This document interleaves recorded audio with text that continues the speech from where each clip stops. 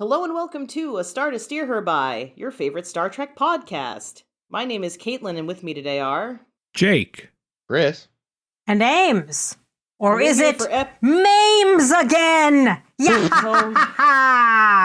Yeah! This might be my favorite Mirror episode. Yeah, you barely saw reasons. any mirror shit. That's right. There was none. We're here today for episode 431! Ooh. 430 what? Yeah, that's what I'm talking about. It's Star Trek The Discovery, Season 5, Episode 4? 5. We're halfway through season 5. 5-5, love it. That's my height on my driver's license. Facts. Me and Tom Cruise, probably.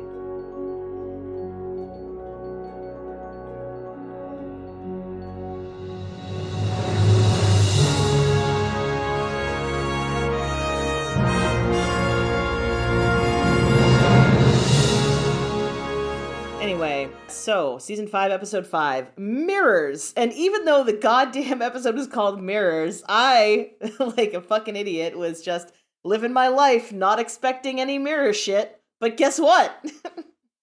There's a little mirror shit. There was minimal mirror shit. Yeah, there's very little, It was like, some people have like the full-length mirror, and some people have the vanity mirror, and I have just like this little tiny compact mirror in my bag. So, we're flying the Discovery, we do. Like we do. And we're trying to find Moll and Locke, and we discover that they have gone through an aperture, and their ship turned inside out, and then exploded. Oh no! Yeah. Are they okay?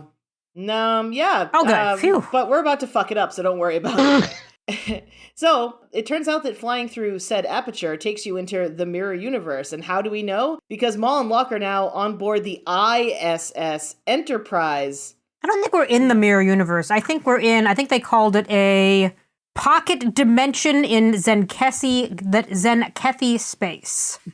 I love that she's like, I believe it might have been called, and then reads it from the card. I know, I was vamping to find it in the card. I just Must love it. include more syllables while I read card. I'm pretty sure It's just- this is basically the weird nether space where fucking Dr. Gravybeard was fighting himself for all eternity. Oh, Dr. Lazarus from There we the go, that's his Alternative name. Factor. Yeah. I've also seen a lot of references to it being like that TAS episode, the name of which is gone. Oh, in with the which there was little, that pocket dimension. Yeah, I forgot about that one because it's TAS and I try not to think about that. So I misunderstood. I thought the aperture was like leading into the mirror universe. But okay, so the mirror element then simply is the Enterprise, and now the ending makes more sense. You're absolutely right, Ames. My apologies. Listen, I didn't realize either until I read it in a memory alpha entry or something. Well, that does make me feel much better. I'm not going to lie. And I mean that.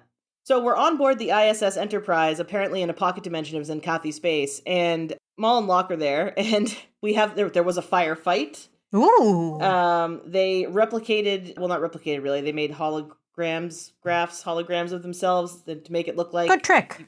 a trick. Yes, you couldn't tell which one was the real one, but just like in a fucking video game where you have to figure out which one's the real one, there's like a big shiny thing with like an arrow on it that you can shoot to take it down. So they do that. Clearly, they've played first-person shootery games And Zelda. and Zelda. Yes. Actually, the one I'm thinking of especially is like House of the Dead, where like you get to the big boss and it literally shows you the character and there's just a piece of it that's like throbbing red and they show it to you in a diagram. Like, see, stupid, right here.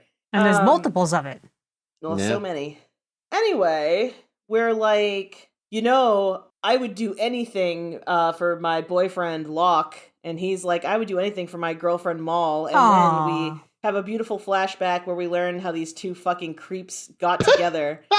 I have to imagine that him being all weird and like pushing her up against the wall and shit, she was like, oh, you're a kinky fuck. Oh, she was into it, yeah. Like, she actually whimpered, yes, daddy, and he was like, what the fuck? And she was like, nothing. Yeah, for her, that's a meet cute. Unless.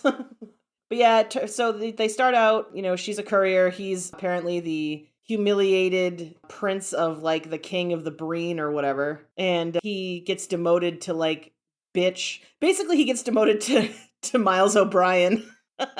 Transporter operator, basically. Yeah. Yeah, You're sorry, taking the like, shipments from this courier bitch. TNG Miles O'Brien, sorry.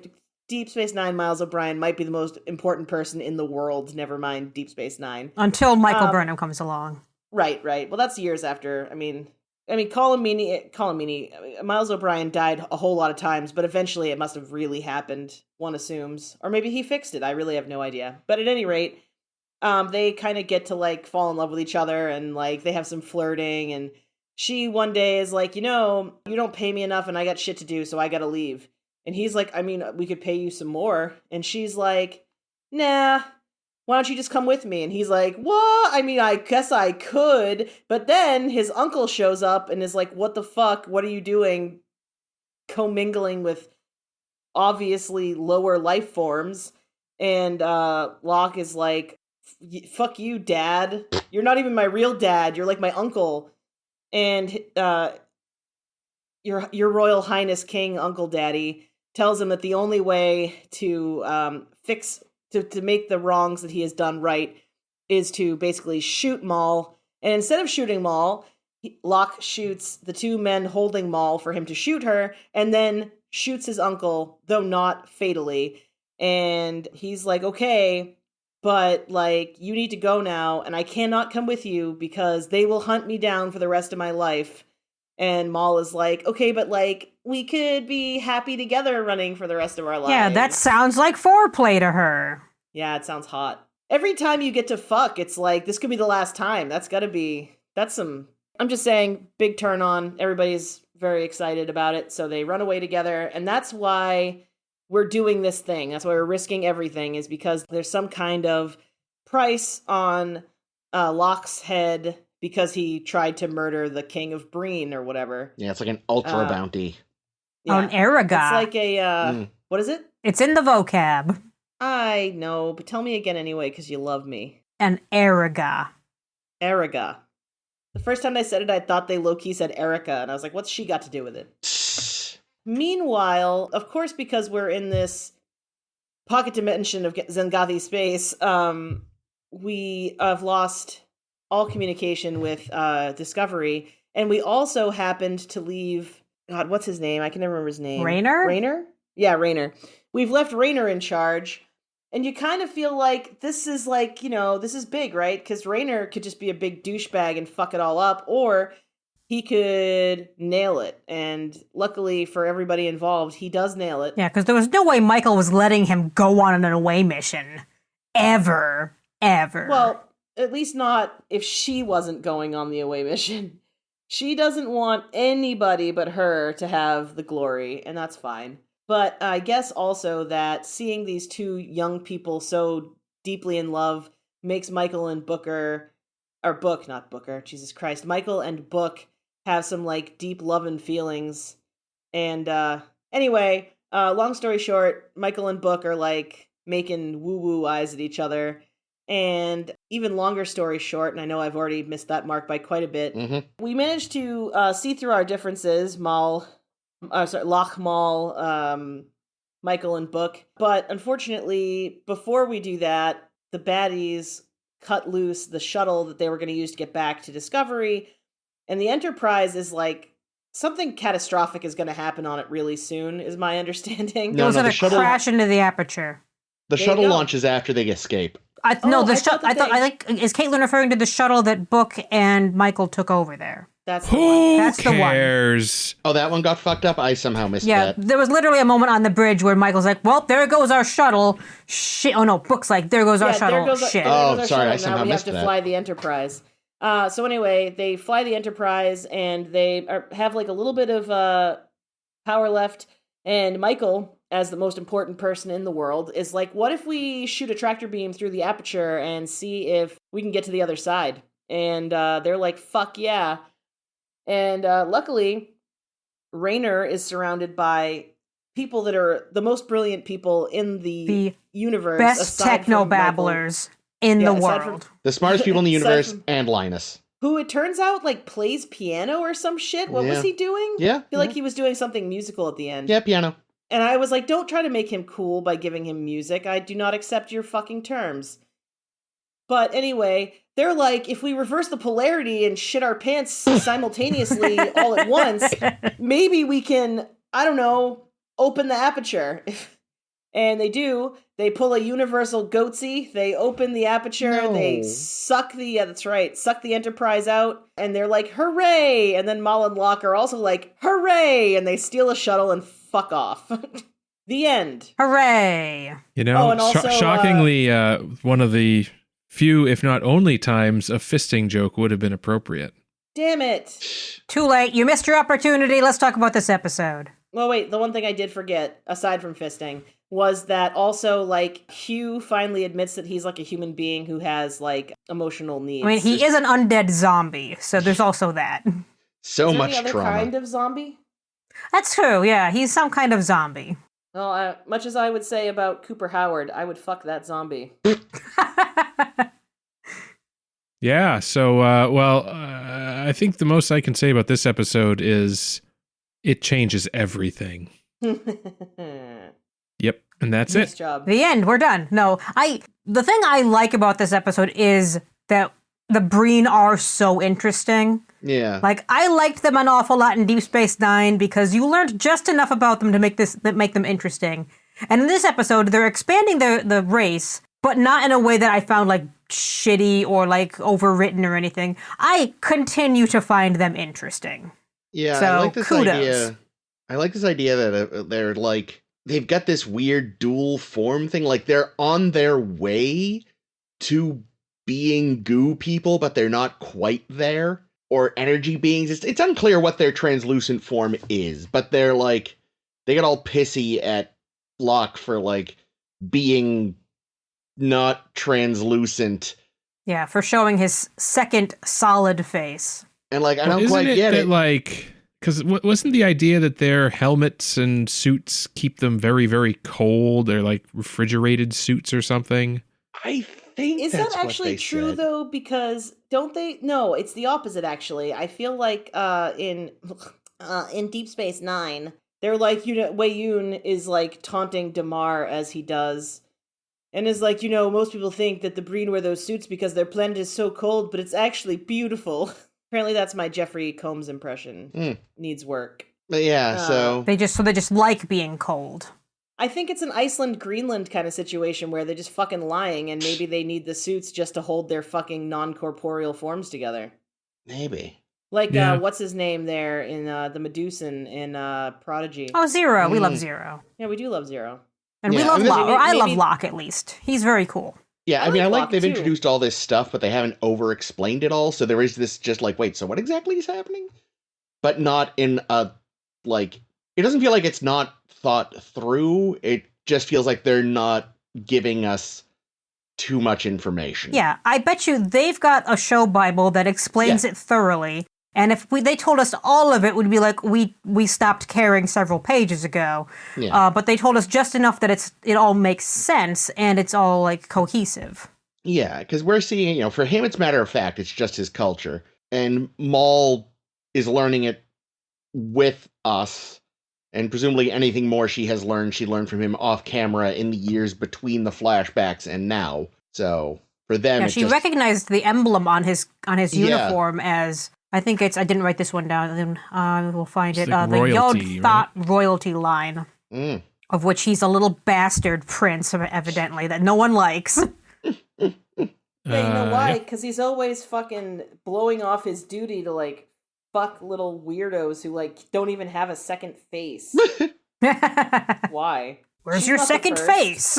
I do like, there was an episode a few weeks ago, I forget, first or second one, where, at the time it didn't strike me, but on a second watch, he says at one point, Beat's wearing a helmet, and it's like, you would know. Oh, I missed that. That's good. Yeah, it was either episode That's 1 or 2 sly. of the Like season. that's pretty clever of them. Yeah. So what's the deal with these Breens? They have this weird robot language, but they can also just speak English if they feel like it, which makes they it... seem to be, like, pretty big on being smarter and better than everybody, so maybe they're literally just doing it because it's hard to translate and it makes other people feel uncomfortable. Oh, yeah. That's what I'm thinking. Like, because it makes all the passive aggressive when, like, Damar was in the room even more upsetting. Yeah, that's what I mean. It does track from what we know about them. Like they knew they were leaving some people in the dark, even in DS9, and that seemed to please them.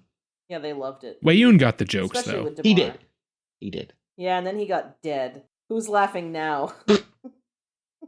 Just kidding. It made me sad when William died. But yeah, I love that he's Breen. That's exciting. Yeah.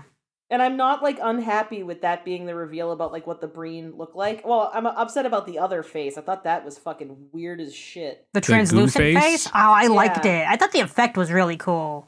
I thought they did a pretty good job of animating it too. Like, I mean, it's the special effect itself is like, yeah, it's decent TV CG, but the actual animation is very smooth and not it. When you're animating a face, especially, it's easy to fall into like uncanny valley movement if you over or under animate it. And I feel like they managed to hit a pretty good sweet spot. Yeah, he looked like a Jell-O mold, and I was into it, which I didn't realize about myself. So yeah, that's the other thing too. It's like it is kind of unclear. Like, are they an energy or a goo, or like it's really interesting. I think they're just very, very cold, and when they warm up, they solidify. Oh man, like those color changing Hot Wheels cars from the 90s. Yeah, my God. they're maybe whatever matter that they're made out of gets like its solid form is when it's warmer versus like a more liquidy form when it's cold. That's an interesting Like a idea. balloon with too much air and something bad happens. I do like, that they've kept the sort of familiar Breen silhouette, but redesigned it so it's not just fucking Princess Leia's Return of the Jedi helmet again. Yeah, well yeah, done. the costumes definitely look really good. Yeah. That fucking ship they're based out of is goddamn enormous. I feel like it's like part ship, part city or something. Yeah, I think the one complaint I would have about it is like it becomes very clear that they do so much filming on the volume, and that it feels like fucking cavernous. And I don't know, it doesn't have that intimate feeling of using real sets.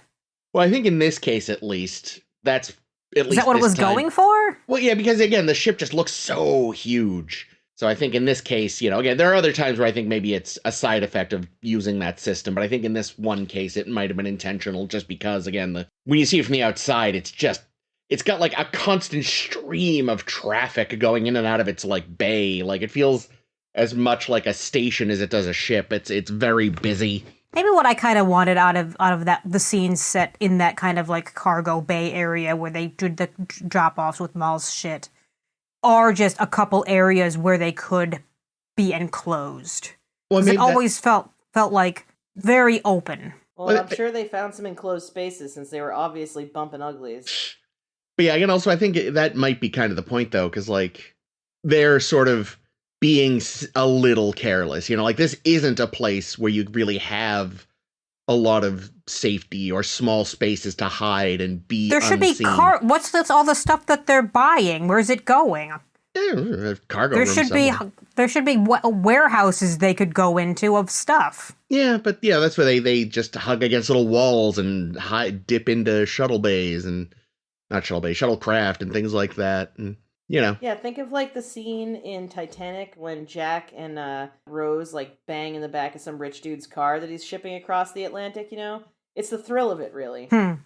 Yeah, they're, young and not thinking things through. I support them in their weird kink. So moving on from the Breen stuff, because the Breen stuff I liked. The rest of the stuff I think I need like maybe other opinions on, because finding the ISS Enterprise just always strikes me as fucking convenient. Well, and it's convenient because they had the sets. That's true. They just used the Strange New World sets. Like, just like, I get, yes, you've got the set, fine.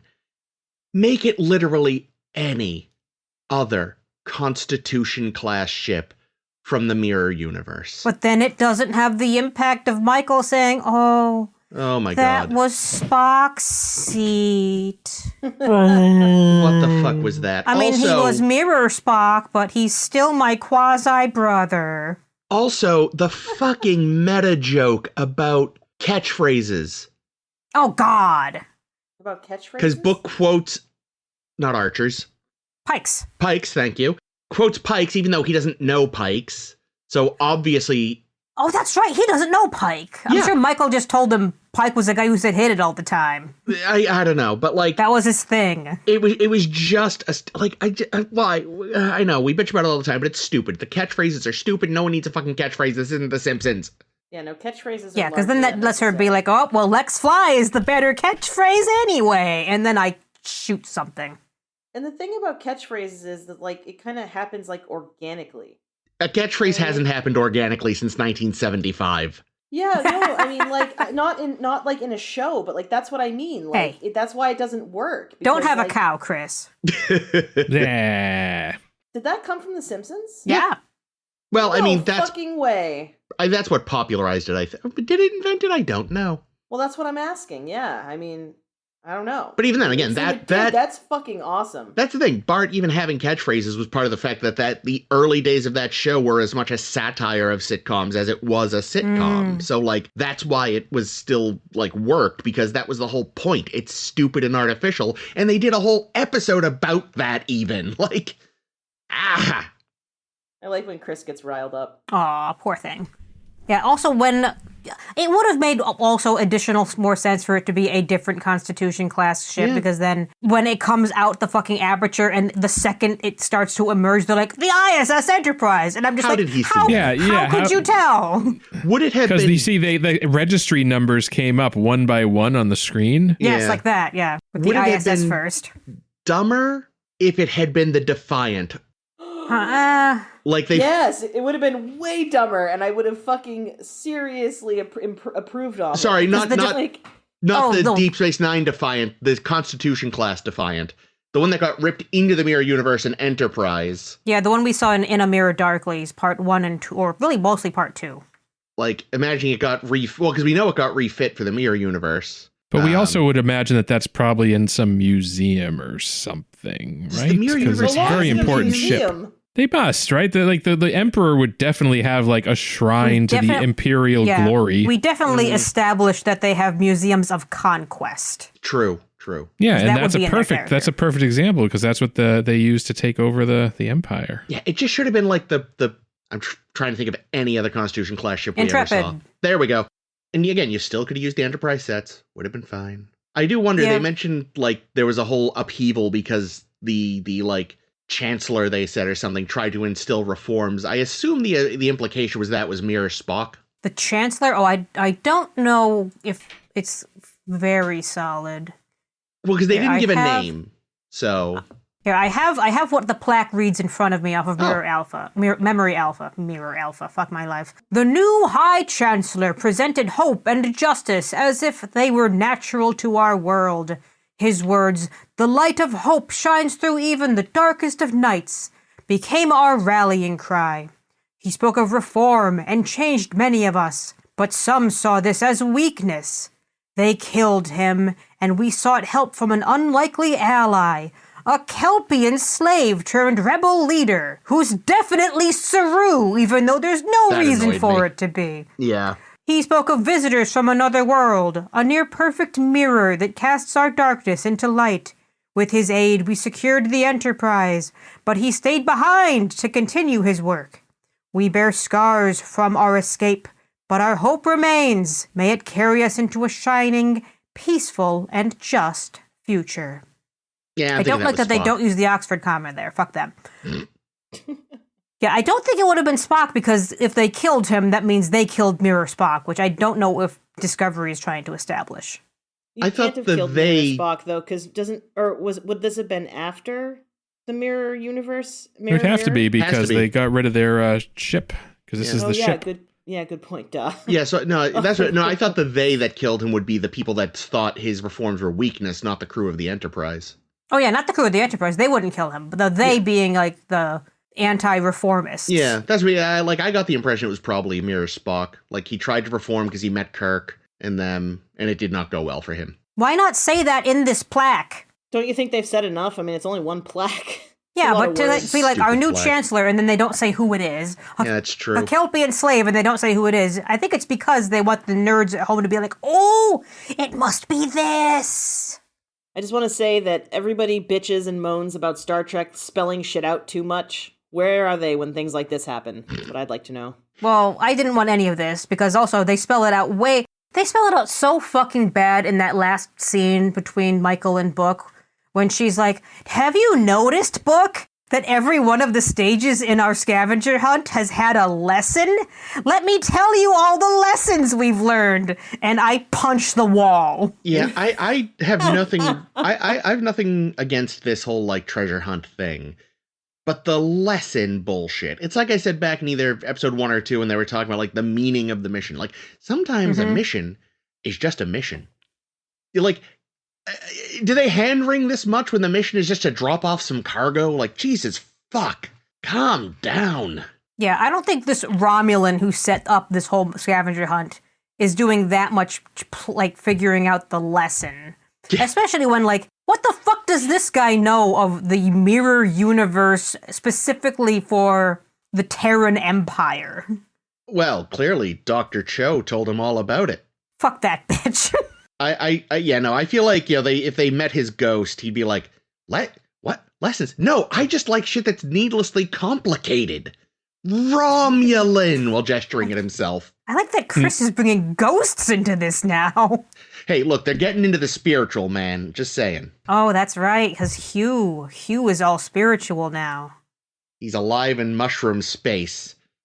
So excited that people are finally going after his goofy-ass puzzle.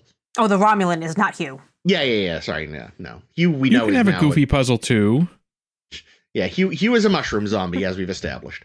I just want Hugh to like have a happy life, you know? Well, his first mistake was marrying Stamets. That's not true. That's not true. Poor Stamets. Look, I like Stamets, but I would not want to be married to the man. He seems insufferable to live with. Yeah, but like there's obviously something that makes it work, or they wouldn't have got married. Like, fair. I don't know. Maybe he's just, I don't know. I was about to say something really trivial, like maybe he's really good in bed, but you wouldn't marry someone for that. Like, I'm sure there's a reason. And when I think of a good one, I'll let you know. That sounds good. Makes great pancakes, that guy. Oh, fuck yeah. That's a reason to marry someone. If sex is good and the pancakes are good, yeah, that might do it. That could do. Yeah, so I like that we get yet another reminder. Reminder, everyone, Hugh still has trauma. We've been building this for literally 3.5 seasons. I did kind of love it because the way he brought it up is he's like, well, things are weird. I mean, you know how I died and came back? I'm like, yeah, you haven't shut fucking up about it for 3 seasons.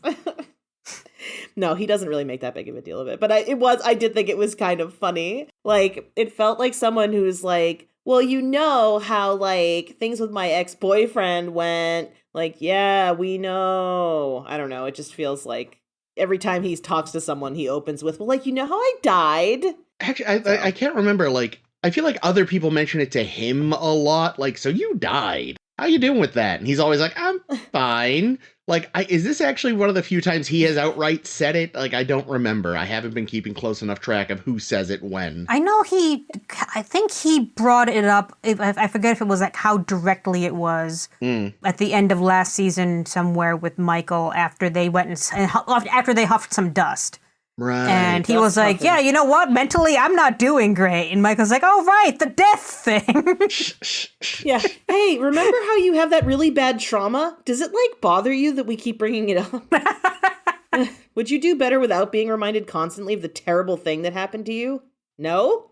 It's kind of wild. Yeah. Like, I feel like, I don't even know. Like, I feel like someone's grandmother passes away and you can't mention grandmothers around them for 6 to 12 months. He himself died, and people bring it up every other week. Well, that's because we gave him this, like, really ridiculous backstory and this really ridiculous memory. And it's like, well, we don't know what else to do with it, but we're going to keep reminding you in case we think of something, so you don't forget.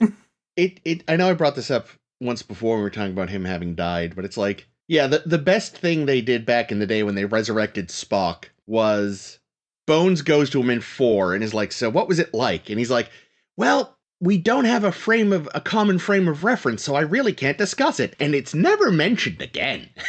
Yeah. And we said, like, Gray had the same story. Yeah, they could have talked about it. We were begging for that scene between Hugh and Gray because the two of them never talked.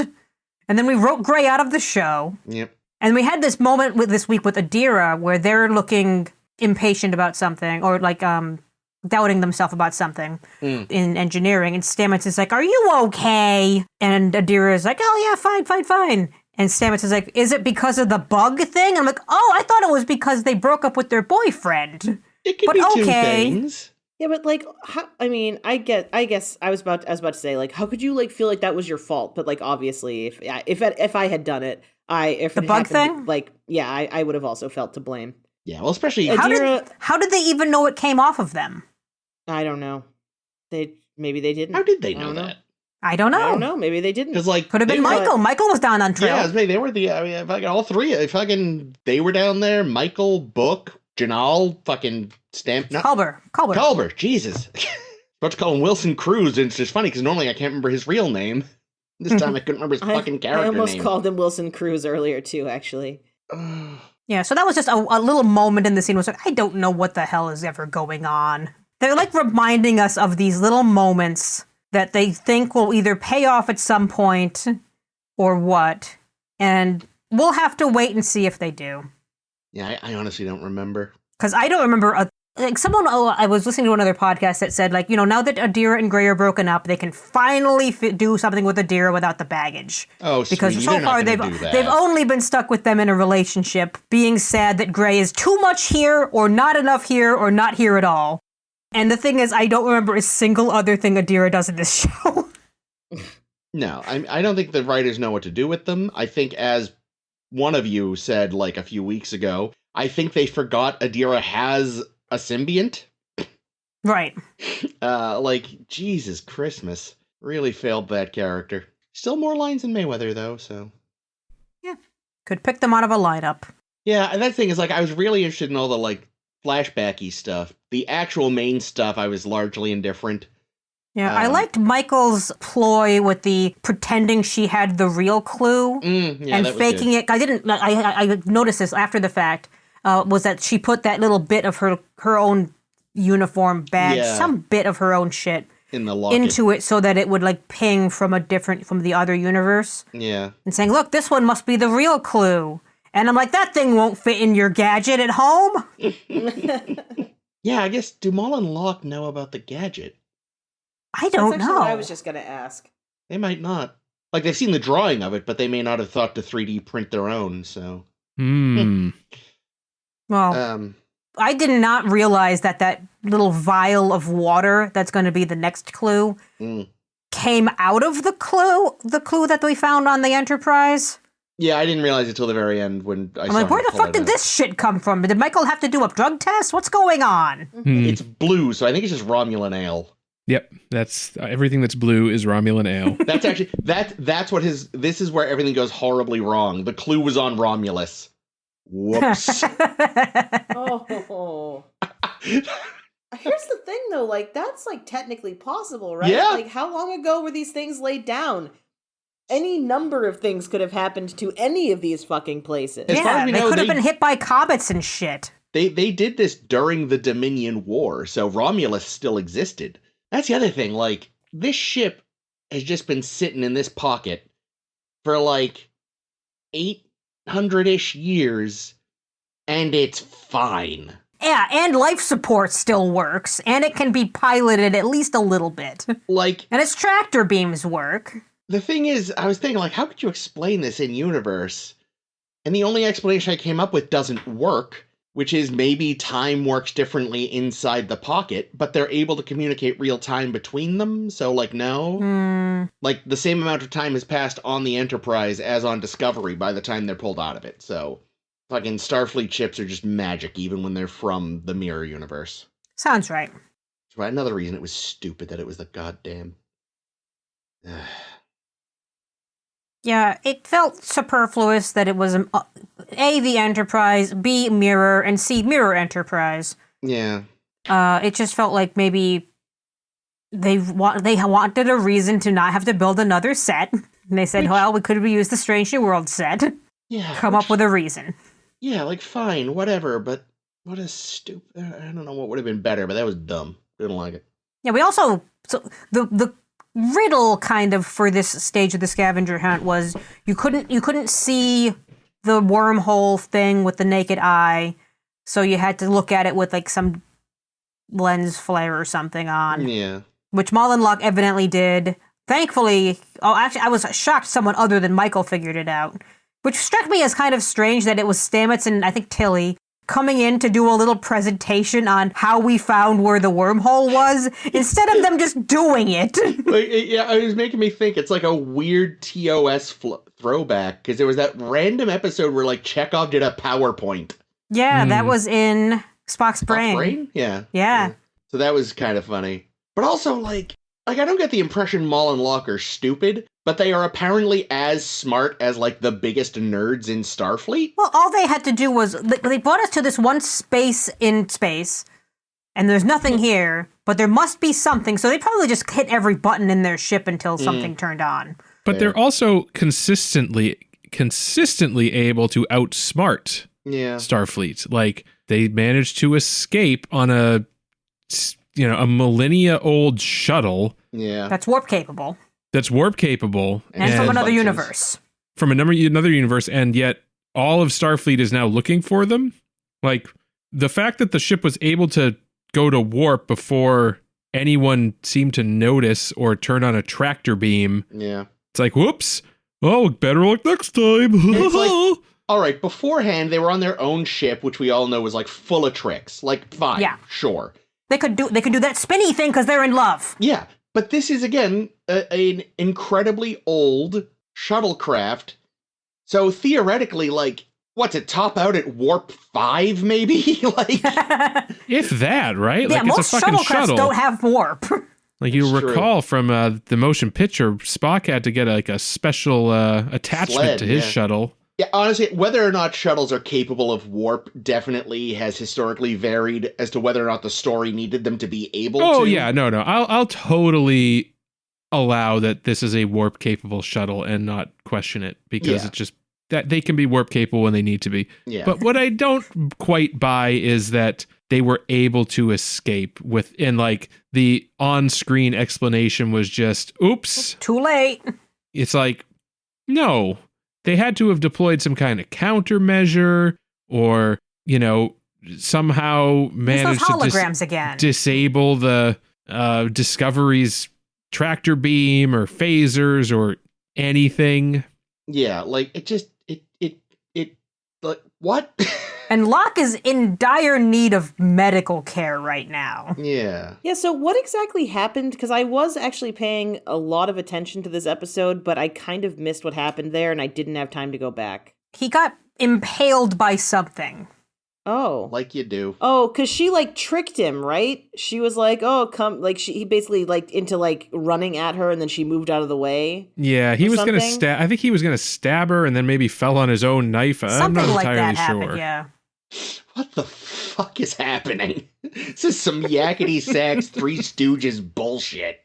Was it also, was this close to when Moll hit something on the bridge and all the screens and shit came down? I think so. I don't fucking know. Okay, so now that Moll and Locke are on the run again, they don't know anything about the next clue because they don't have it anymore. It's true. We're on the offense again. You know what we gotta do, guys? Blow it somehow.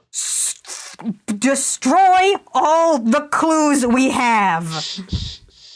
Is that what we're gonna do? No. I fucking wish. Destroy the clues, go back to Kovich and say, it blew up on its own somehow, magically. Red Directive's over, fuck you. Yeah, we hated this Red Directive anyway. Because you could also just, like, leave a trap for Moll and Locke. Like I think we discussed last time, we were the ones furthest along in the scavenger hunt. Like, they should, now that they have no idea where we're going next, they should not be a problem at all, because we should just kill them. Oh, but Book won't let us, because Moll is like his sister, evidently. Well, technically, we don't even have to kill them. Like, just in theory, there should be no way on God's green earth they should be able to pick up the trail. But we know they're gonna, because they're the antagonists this season. In all of space, it should be absolutely impossible for them to turn up yet again. Jake, you said this either a week or two ago. It's like every, treasure hunt video game and movie. Like, the bad guys are simultaneously always right ahead of and just behind you at the same time. Yep. Like, no matter how far behind you they are, when you get to the end, they're there with guns. Yes. Yeah, I don't know. I just don't see how Moll and Locke are this fucking savvy. Because the show needs them to be, you see. Yeah. I'll tell you why. Because one of them is a fucking Breen. They do change everything. But he doesn't even seem to really be the brains of the operation. Like, No, but he's the She Breens kinda- of the looks. operation. he is the brains of the operation. There's That a is title. true. That's good. Spock's Breens. That's also good. I like both of those. Well, I figure I keep getting beaten to the Breen change everything, and I feel like my chances are not going to be too good that I'll get another one, you know? So I figured I just got to go for it and try to get funny. I feel like you could do the title as Locke's Breen, as in Locke apostrophe S Breen, but nobody would get that it was a Spock's brain reference. That's a subtle one. That But we is are very- spelling it out for you right now. Yeah, I Yes. could just make this the after credits, or I could just leave it in right here. We'll see. Or just Breen. Damn. Breen? What is Breen? Ha ha ha. Breen and Breen, what is Breen? These are all good. I like all of them. They are good. Speaking of Moll, pardon me. I want to talk more about Breen, but I have nothing else to say about Breen, but I do have this thing I was thinking about, the whole Book's mentor / Moll's father makes Book, because last season he lost all of his family and all this shit, but then we learned we had found family in Discovery, but whatever. Book really wants more family, it sounds like. But this girl doesn't want to be his family, so he's going to force her to. Yeah, like, it would be so... I feel like again, I don't remember. I'm not saying this is definitely how it works, but there's something interesting to be explored that I don't think they're going to, of just like, he has such a different view of Cleveland Booker than the daughter. Mm-hmm. And it's like, that would be so much more interesting than just whatever they're going to do with it.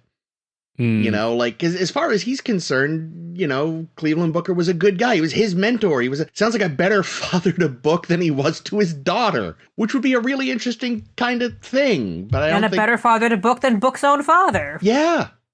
I also do, though, there's a certain element of like, okay, here's somebody that's actively telling you that this guy was a piece of shit. And Maybe you're like, believe well, her. Yeah, maybe believe her and like not force her to be your friend if she doesn't want to be.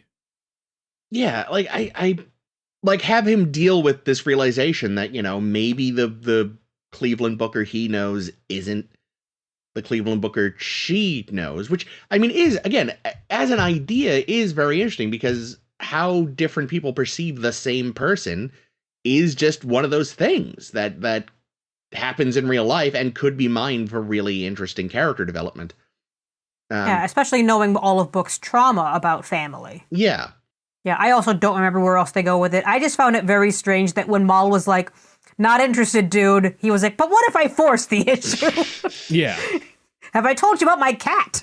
Like, Actually, I would befriend him for his cat. Yeah, it's true. Yeah, that was the weird thing. He mentions Grudge, like she should know who Grudge is. I love that she didn't even bother asking. She's like, he wants me to ask what Grudge is so he could explain it. I'm not going to. Yeah. Either Grudge is a pet, or him and his girlfriend have a really weird relationship. I mean, once again, Yes. more than one thing can be I true. was gonna say. They are, Michael and Book are still very cute together. Yeah. I love them. Like all of their little scenes when they're doing their thing. I just wrote down they're cute together, and as if I would remember the context. Good job, Ames.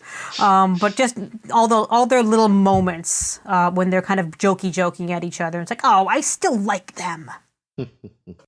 And then even Michael at the end when he's asking like, oh, in those time loops, do you see anything cool? And she's like, maybe. Your abs. I saw the end of the world and your abs. One was better than the other. Guess which? Do love the end of the world. Yeah.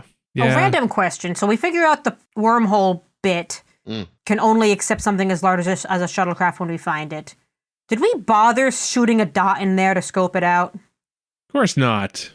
We send Michael Burnham instead, because I do love the fucking scene, because they were at least paying fucking lip service to Raynor being like, I should be the one to go, right? You're the captain. You belong on the fucking bridge. Well, also this whole, like, here's the thing. The writers, when they're making the episode, they already know what's in the butthole in space. They know that there's a starship in there.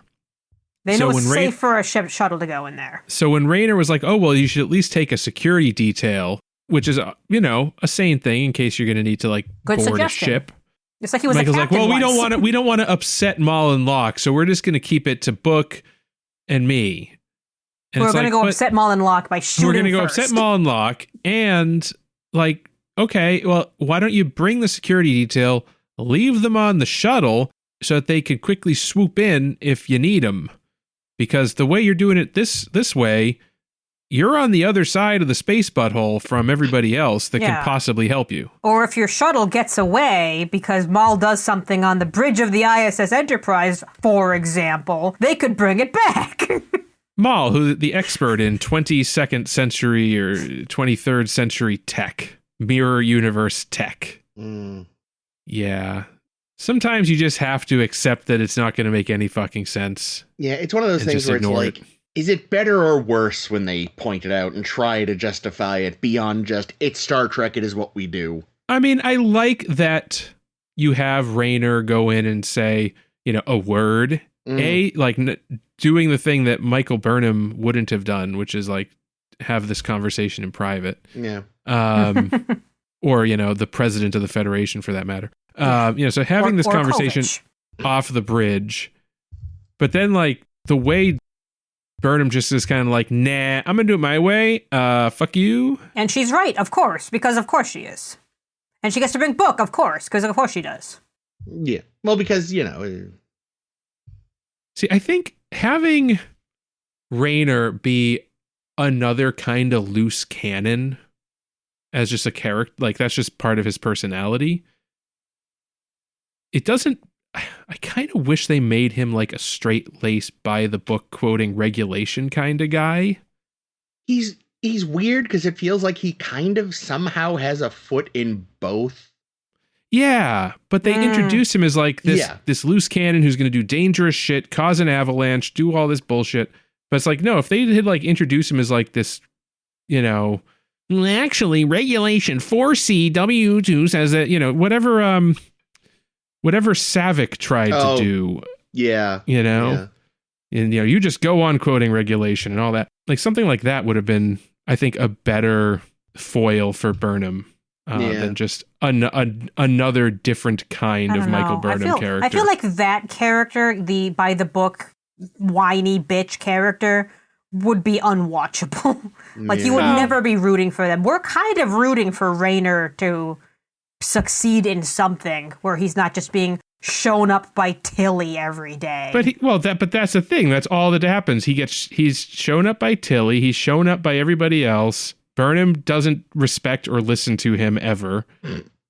I know. I love it. She brings him on as first officer saying, like, I want someone who's going to question me every so often so I can tell them no. Yeah. And every time he questions her, the answer is, well, nah. We did get I'm going to do things my way. We did get more about him, though, or his people, because she used that, like, obscure literary reference, which thank God he got. Yeah, because she says, like, oh, I read up on your culture. By that, she means I read this one book that I hope you know. Yeah. And it would be like quoting Shakespeare to a human. Yeah, and they boil their cakes. I could see that working if it was like, what do they call it when you put something in like a bag and then put the bag like a sous vide? Oh, yeah, like a sous vide style thing. I think they do that kind of thing. I think that actually might be like a British pudding. Ooh. I think. What's a work out. British pudding? I think maybe it's made by, like, the ingredients are definitely put in some kind of bag, but I'm not positive they're baked or boiled. Oh, the cake thing? Yeah, like the traditional, like the like Tiny Tim pudding, not like Jell-O pudding. Yeah, traditional English pudding sort of is like a boiled cake for sure. Yeah, like I feel like I've seen something like on Chopped about that. Oh yeah, well they do boiled puddings at least once or twice on the Great British Bake Off. Oh, too. neat. Okay. Yeah. Yeah, I kind of want that.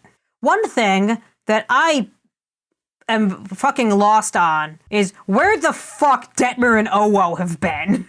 Yeah, they're just not even on the bridge anymore. We sent them away with the Enterprise today. Yeah, it's like mentioning that they were sending them off to do that just made it more obvious that neither of them had been in this season. This is the second time now they've mentioned them and been like, Yeah. oh yes, Deborah and Owa were doing something today, we promise. We didn't accidentally space them. Yeah, no, like at this point, the only like original no-name bridge person that's left is Reese. Yeah, all the other no-name ones, now really, I don't know any of the new no-names. Yeah, they said one of them today, but I've already forgotten. There's the lady with the eyebrows, and there's a Bajoran. Lieutenant Christopher's still there. Reese is there. Reese got to see a Constitution class ship and jizzed in his pants. And they didn't, if anyone should have recognized it faster, maybe it should have really been him. should have. But I agree. But even he wouldn't be like, it's the ISS No, Enterprise. I think He'd be like, look, it's my favorite ship style. Yeah. This was established earlier. I do think going back to what you had said earlier, Chris, I do think it might have been more interesting if, even though it doesn't quite make sense, or maybe they could like work it in. I was going to say, I think it would be more interesting if they had made it a different ship and maybe perhaps the ISS Defiant, just because they were going to fan wank it regardless. Yeah, I mean, it's either way, it's This is family. continuity, at least. And at least there's continuity. And then you could also like have a throwaway line like about, because the question remains, like, how did these rebels or whoever, like who these people escaped, like how did they get this ship? Maybe they just stole it from the fleet, the Imperial Museum or something. Yeah, I love it. Michael and Book fly over it, and the line was, "Oh, it's got to be one hell of a story." And I wrote down, well, it is shocking that it's not a direct reference because we don't know the story of the ISS Enterprise getting to wherever it is we are right now. Yeah. I do think there is a certain element of intrigue around it that is fascinating that we might benefit from. And learn a lesson. Don't forget, we do have to learn a lesson from it. I imagine despite the inevitable mirror-ness of the mirror universe, like, well, no, comics aren't canon though, but do they still have a long line of enterprises in the mirror universe? I know in the comics there is a Mirror D, but like in theory, it looks like the Mirror Enterprise original was plucked away years before, it would have been destroyed. So like, did they bother with the ISS Enterprise A, B, etc.? No, bloody A, B, C, etc. Maybe I'm misremembering, but I have a recollection from season 3 that the burn season, that mirror people that get stuck in our universe get discombobulated from their selves. But I think that was also because she traveled in time. Well, what about the other dude? There was the other dude. He was also a space and time traveler. Oh, so it's okay. So space, it's not great, but as long as it's not both, you're okay. Okay. Yeah, but we know that fucking dude had been part of the temporal Cold War as well. Right. Okay. So that's why, it was the same kind of double whammy that hit the Empress. Which is really just the writers coming up with a way to write Giorgio out of the show. Yeah. That's somehow even weirder. That's okay. What do you prefer? The weird, stretchy way they write Giorgio out, or the just absolutely nothing way they write Gray out? Gray's still there. They're just doing his own damn thing now, I guess. Shrug. But yeah, I don't know. I do think it would have been interesting to have the Defiant because everybody loves Enterprise. But who loves on Enterprise? I'm glad you asked, Jay, because I'm just pulling up the slideshow now. All right, so we're continuing in our way past Valentine's Day now collection of romances from all of Star Trek. But you know what? We're still in love over here, and we are loving on Enterprise this week. Are we? At least one of them. At least one of these relationships we might like. Let's start off... Why am I not in the right screen? Let's start off. Here's early in season 1 when we have what's not quite a romance, but they were kind of like making eyes at each other, I think. And that's Trip and Ah Len from Unexpected. This is the girl that accidentally knocked Trip up. Yeah. Oh, dearie dear. It sure is. It sure is. They basically went on a little date. Yeah, and that was cute. I thought it was very cute. I thought she was very, very neat. Yeah. Whoops, I forgot to tell you that putting your hands in the bowl with me will get you pregnant. Sorry. No Yeah. glove, no love. You I've know, already the seen bowl, this episode, and the it was bowl that better on they Futurama. fuck in looks shockingly like a. I have a device for my grill that you can. It's like a veggie basket Oh, it does kind of look that you like one put of those. vegetables in, and then you can put that on the grill, and it roasts them. Yeah. So yeah, Delicious. You said grill. maybe and I Trip was immediately- just like, oh, we're gonna have some nice roast veggies. Ooh. Sounds great. You said grill, and all I could think of was like those things people put on their teeth. And I was like, Jake, you have what? Oh yeah, you know my grill. No, he's like Alyssa Liu and has the inside of his gums pierced. Well, anyway, They had a cute Next. date, and then it went wrong. Yeah. If not for the accidental pregnancy, she might have called back. Yeah. All right, moving on. Okay, this one's very cute because this is Jonathan Archer and Rianne from Civilization. Don't know what she saw in him, but she was pretty. It very much felt like, this was season 1, right? It's still early Yeah. days when they were Oh, kind very of early. wanting Archer to be like Kirk with like, season 3 Kirk, like a woman in every port kind of thing. And that's the only reason it kind of happened. Yeah, it did start off gross where it was like, oh, some people are passing by. If I kiss you, it'll look Right. like we're busy doing something. Which is a Yeah. much better joke in the IT crowd. God damn it. Because no one wants to kiss Archer. Except apparently she did at some point. So, and she turned out to be into it. Well, because she didn't know him. Yeah, she was a little like Linnell, who we were talking about in TNG, who just wanted to fuck an alien. Yeah, exactly. And the They weird. don't have the Prime Directive yet, so... Yeah. And that weird semi-medieval shirt thing suits him. I don't know. Yeah, nice little doublet. Yeah. Yeah, Scott Bakula is an okay-looking man. It's just Archer who's insufferable. Yeah. Once you get to know him, he's just the worst. All right, moving on. Okay, we start off when we first meet Cutler. She also has a little bit of the alien strange in that she really wants to get with Phlox, Which is so weird. which is That so is weird. Like, why? Because she's never had a denobulin before. That food stealing motherfucker. Pufferfish faced, god damn him. I'm just really glad that they didn't do that smile shit more than a couple times or more than once. Like, if they had made that like a thing, I would have been Oh god, yeah. so unhappy. This actually I didn't think luckily they didn't have the budget. The fact that it's this particular episode where where she gets the crush on him And then he commits genocide. and then he Yeah. commits genocide. And then she's still into him, and it's like, oh, honey. Yeah, didn't this idea sort of linger for an episode or two? I can't quite remember. We get so little Cutler, I don't remember it coming up again. Mm. Anyway, at the very least, you can say he was honest with her and being like, by the way, I have a myriad of wives. Yeah. This is probably- Just so you're aware, you know what you're getting yourself into. But I'm going to force one of them on Trip, so... Is that where this first came up? I don't remember. Yes, it is. I think it is. Mhm. I don't think we learned about this before that. Okay. But he definitely brought it up to her. Yeah. I mean, he had to. Well, I mean, he should have, and you can't always expect the right thing from Phlox, so I guess we should be impressed.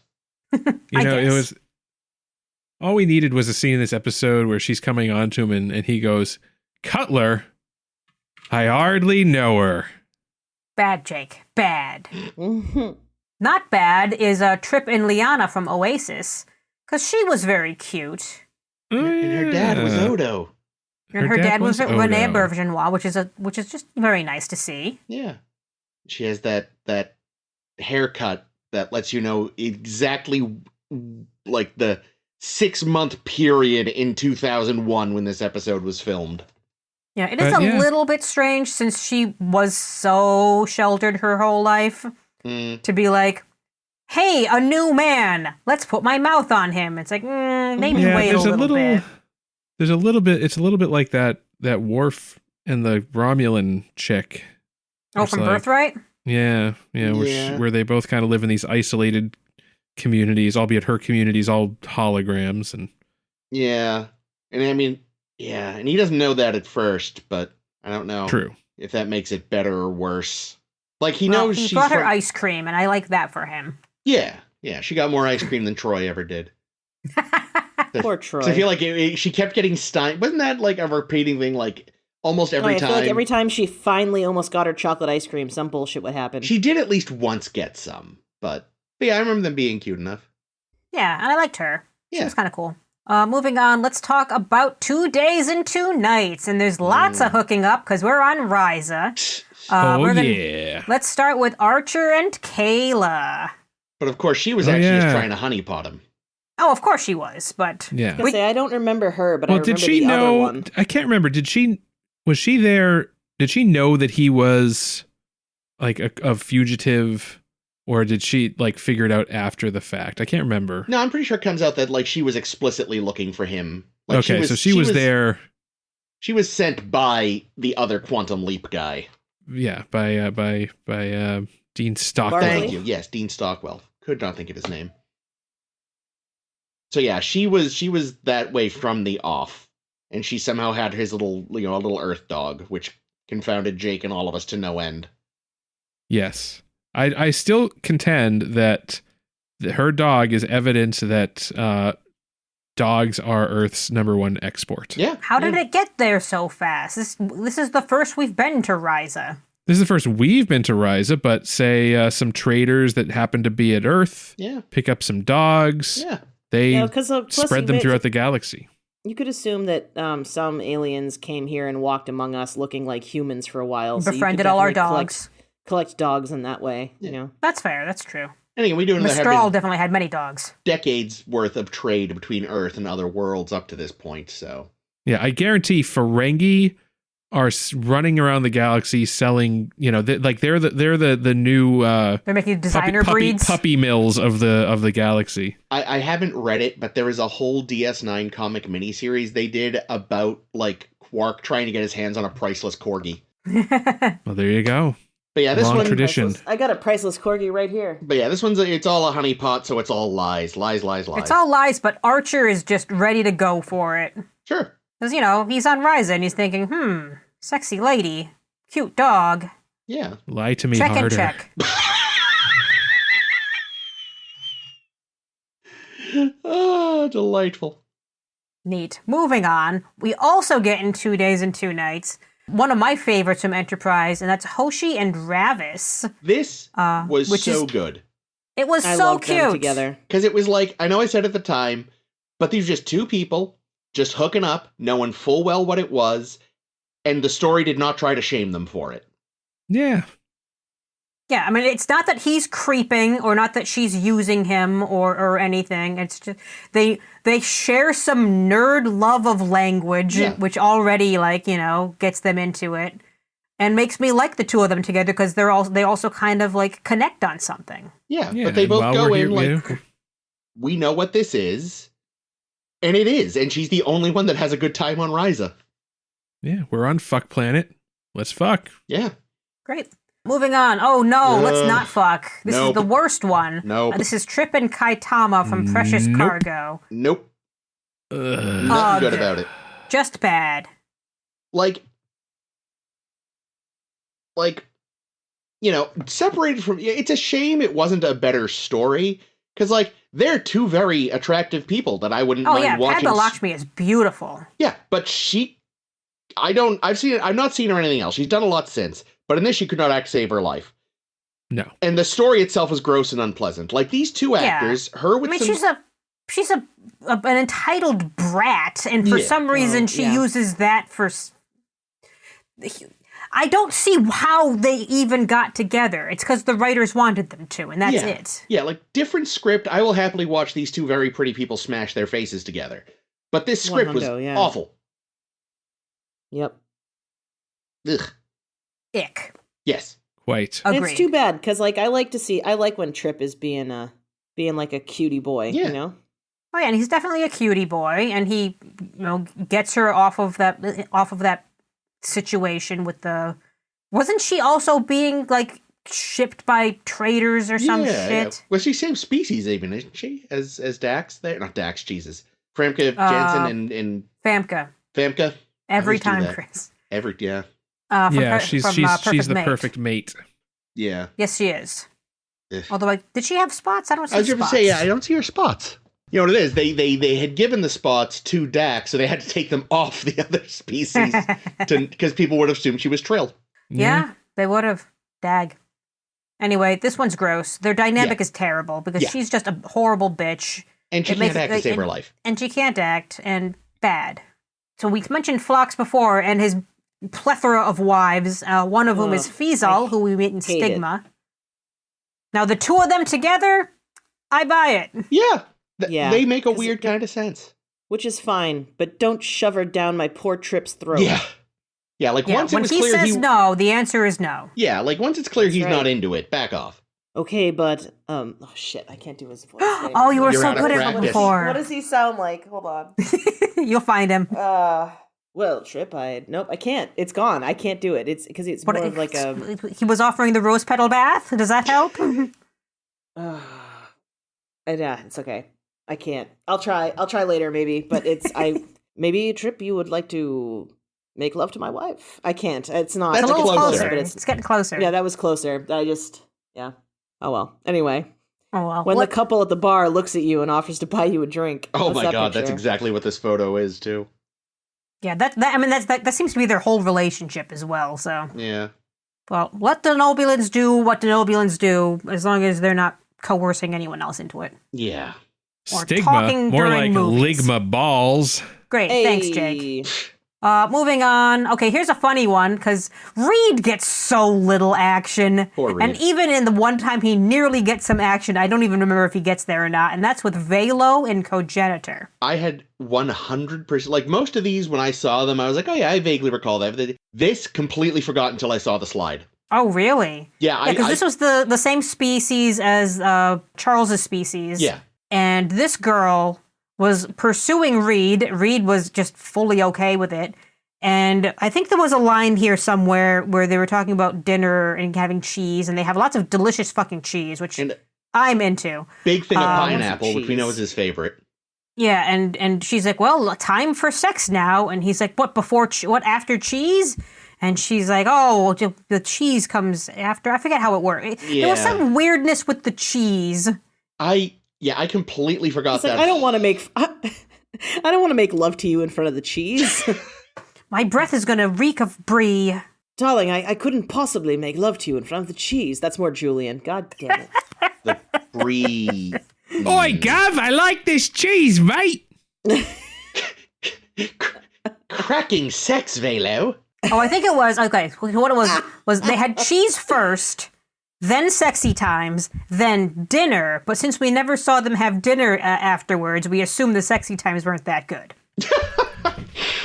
Or they just fucked through dinner. Did I never ever notice that there's a pineapple on that tray? Yeah, I just mentioned, yeah. Well, it's because they're swingers. How did I well, but also that's or in an episode Reed's, of Psych. Maybe what happened is that like they had the cheese, then they banged, then they had the pineapple, and then Reed went into anaphylactic shock. He'd forgotten to take his medication that day. Oh my god. But yeah, no, I completely forgot about this subplot because I was just always too busy being angry about everything else about this episode. It's so minor, too, but I wanted to include it just because otherwise Reed just gets no play. Yeah, which is funny because allegedly he was just like macking on everybody back on Earth. Yeah, but that's according to him. No, I know. But also on Earth, the accent probably gets him some points, but like in the wide universe, maybe it's not as attractive. He's got so many girlfriends in Canada. So many. He's actually one of Riker's ancestors because he knocked up one of his fucking great somethings. Riker's not Canadian. Oh, fuck, that's right. Riker probably knocked up his own great something. Oh no, Fry. Like Julian. Moving on. Okay, this one... Oh my god, yeah, I forgot about that. This is so weird. I don't know what thing you're referring to because it's not on the screen yet.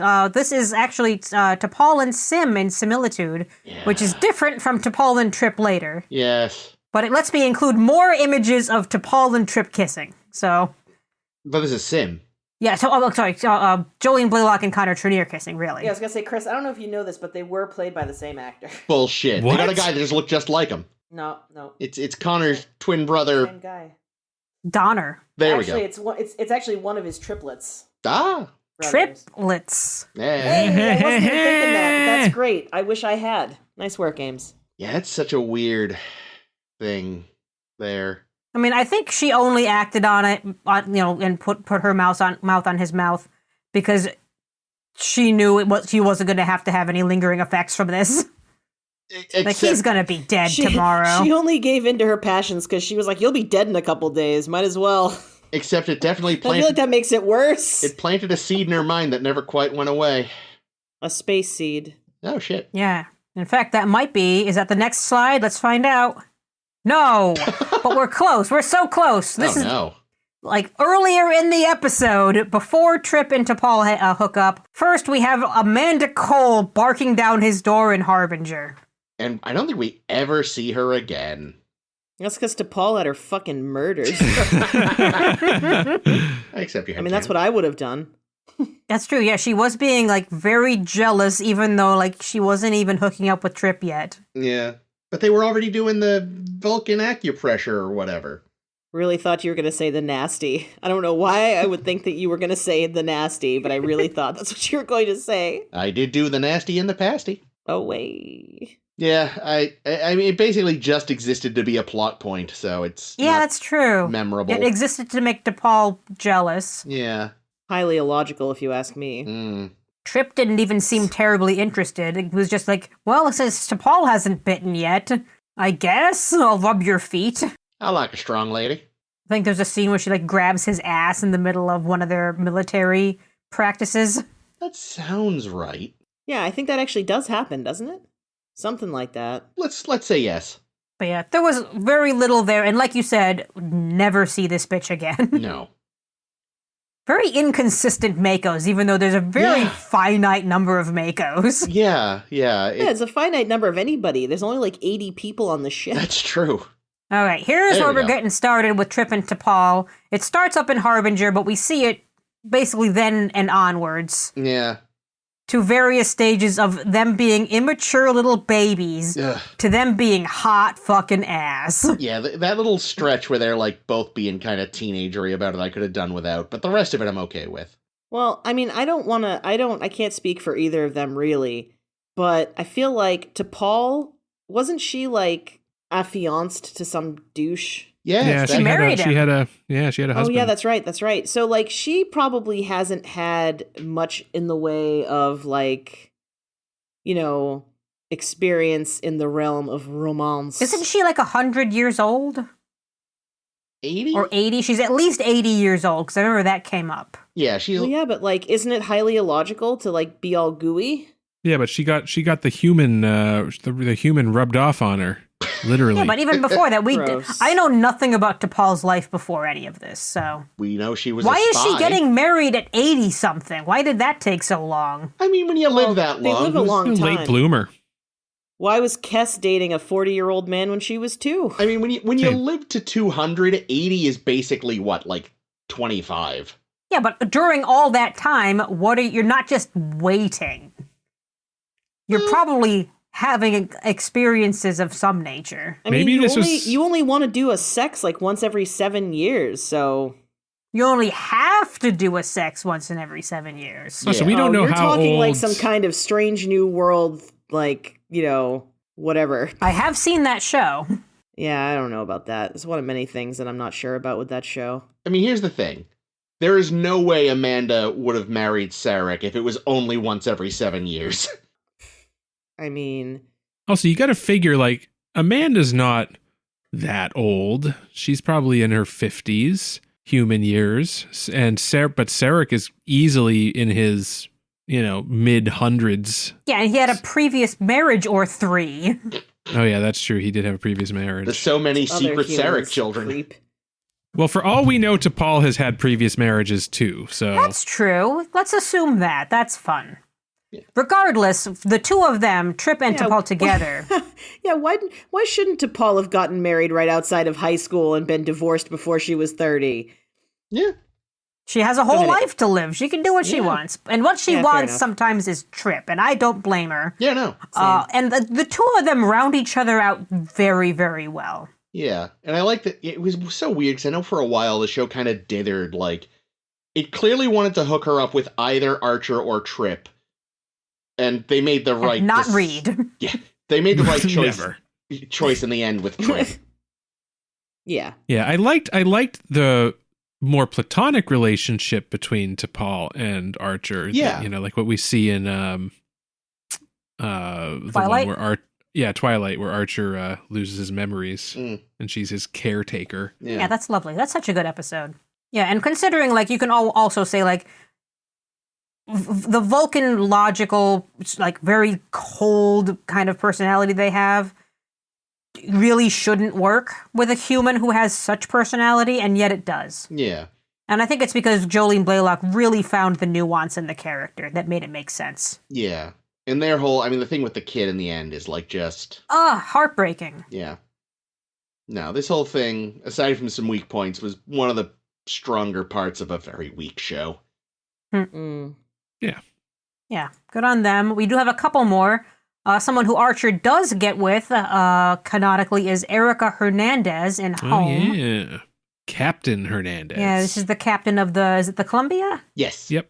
Yeah, it just never really made a huge impact. Like, I got the impression that it was mostly him blowing off steam after committing a whole lot of war crimes. yeah, like they'd maybe fucked a bit back in the academy or whatever the equivalent of the academy was back then, and now they're occasionally fuck buddies. I don't know. They like hiking. That's their turn on. Yeah. Oh, lots of places to, fuck in the woods. Do bears fuck in the woods? You know it, baby. Yeah, and she was cool as just a character in general because, she's one of the early captains. She comes to save the day a couple of times when the Enterprise is being attacked by something or other. Mm-hmm. They do that weird warp bubble trip. Wow, They did. warp It was cool. Bubble It was trick. Jesus. Different kind of sex for them. Yeah. Is there a slide for the time the NX1 and the NX2 fucked? Oh, I wish. What there is a slide for in the same episode is T'Pol and the man whom she does marry, who is Koss. It's a great dress, but God, he is a wet blanket. Yeah, he's not interesting at all. You get the impression that, he's not quite manipulating her, but, he does have that information about T'Pol's mother that we find out later. Yeah. Or does that save her? I forget how that worked. That's later. I think he uses it to help. I think during that weird 3-parter. Yeah, he uses it to help then, but I think now they're like in Home. It's we have to get you married to save Mom's reputation. Oh, to save Mom's reputation because of T'Pol having Panar syndrome before. Was it the Panar syndrome or getting involved with that unveiling the secret base that was spying on the Andorians? There was a lot of T'Pol brought a lot of disgrace on her family, and then she shows up. And she's like, "Hey, Ma, here's my boyfriend." And she's like, "Girl, you tripping." And no, you're getting married to this guy instead. Yeah, we need to no, salvage girl, our you reputation. actually are tripping. It's not happening. Sorry, Ames. I didn't mean to. Sad face. And that's the thing is, we're not supposed to like this one, so. But he also wasn't that's the thing, though. He wasn't a bad guy. He was just a guy. Yeah, exactly. What do you mean he wasn't a bad guy? Wasn't he? Didn't we just establish that he was literally fucking blackmailing her? No, he was doing them a solid. Oh, okay, now it makes sense. So yeah, it's not the manipulation, it's he's saving their reputation, even though T'Pol earlier in season 1 chose Starfleet over him. Yeah. Yes. It definitely is though that kind of classic rom-com thing of where it's you don't even get why the other person's an option. It's could you at least have made him interesting so that maybe it kind of you're okay, he could actually be, he could have all the arranged Vulcans. marriages we see are weird because I feel like the best one has been Troy Wyatt. Yeah. Yeah. Yeah, but they're Vulcans. The most you can say about T'Pring was she's a piece of ass. But otherwise, she was horrible. This guy does just nothing, a blank slate. Not even a piece of ass. It would have been interesting to have it he kind of reminds her it does that there is still some, because she's enjoying being with other people and kind of learning more about herself by interacting with humans, but there could have been this element of oh yeah, there is something comforting about the nostalgia of just Vulcan stability. But he was just kind of logical. Yeah. But he's just kind of there. And also, since he's in brown, Trip looks like a Jedi. Trip does look like a Jedi. He might be a Jedi.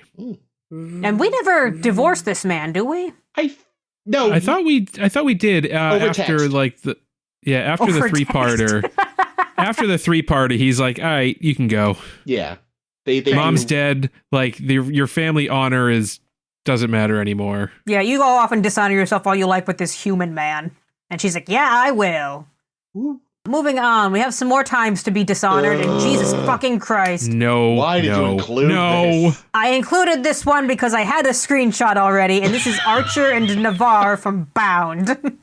Oh, what a terrible episode. But this is another manipulation. It's another manipulation. It's not a romance, but I wanted to include it because otherwise our list is very short this week. Because we've been going on a while, though. Yeah, Enterprise has way fewer episodes and way fewer characters they allow to do things. Because notice we brought up Hoshi once. Yeah. Reed once. Yeah. Mayweather will be once. There will be one more after this. Yeah, no, this whole episode. This is some manipulation, and it's gross. It's just it's gross all around. No, it's terrible. Weird Agreed. chemical bullshit. Hated it. Yeah, fuck the Orions and fuck this episode to death. Yeah, no. One more, and that is Travis Mayweather and Gannett Brooks in Terra Prime. Now, we know that the two of them were hooking up before, but then she comes back and she's got like a triple blind kind of spy thing going on. This screenshot is definitely getting a takedown from Tumblr, I think. Yeah, fucking Tumblr has gotten really prudish lately, and fuck them. He was just terrible. But here's the thing, right? So this is a character that left like zero impression on me, like had no impact on anything that happened, and was ultimately just a complete waste of time. And Gannett Brooks. Oh, I don't get it. I was making a joke that Travis was a wasted character because he Aww. didn't do anything in the series. I mean, he doesn't, but he gets to do The joke her. would have worked if you got it. I didn't get it, but good for you boys, being gross. The joke would have worked if you got it. You're right. That's very damning on Ames's part and not yours. The joke would have worked if it was done better. okay. The joke would have really hit if it had been funny. Pat right now. I'm just kidding. I got it and I liked it. So I'm just teasing you because I love you. I know we're all middle-aged, but it's never too late to become a stand-up. If any of us ever gets like a proper televised comedy special, we need to call it "The Joke Would Have Worked If You Got It."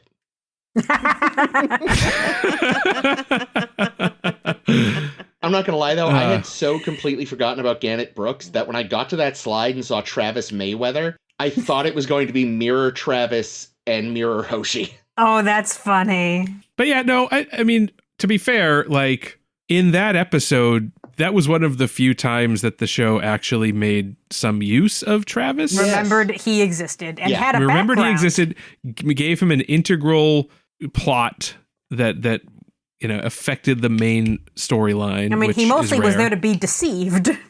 Yeah. Well, but then he also like guilt her and then found out, well, it turned out she's actually a triple agent. Yeah, because She's a Breen.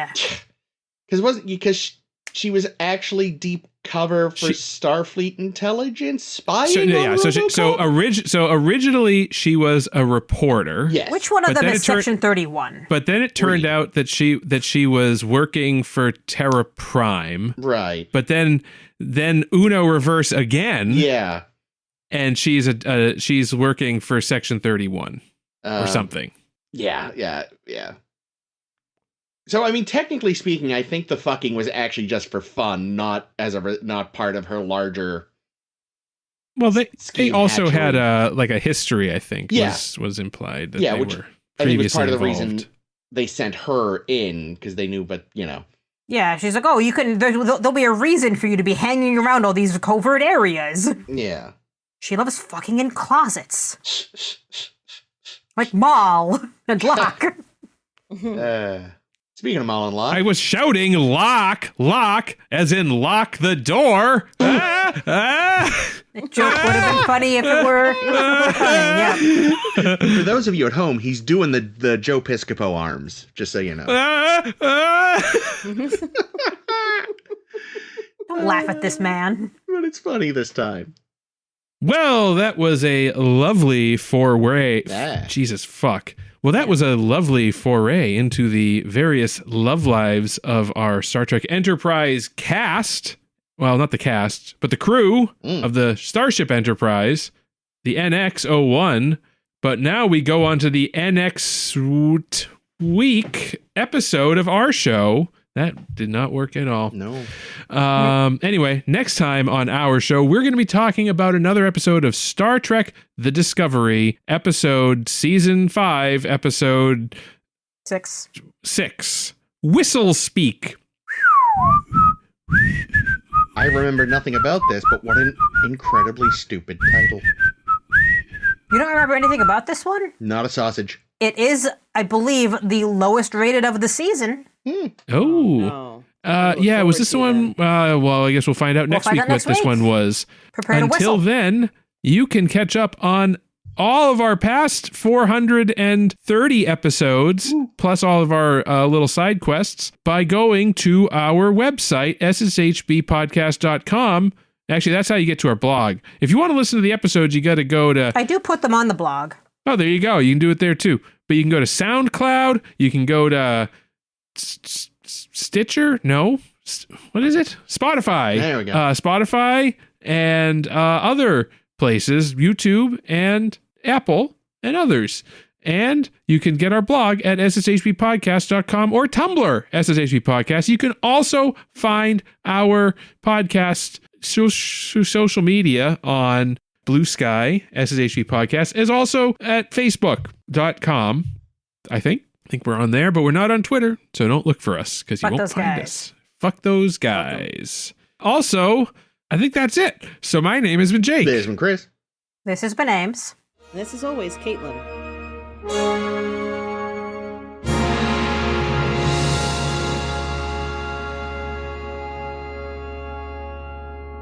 Sometimes you do just have to suspend your suspension of disbelief. That sentence didn't work.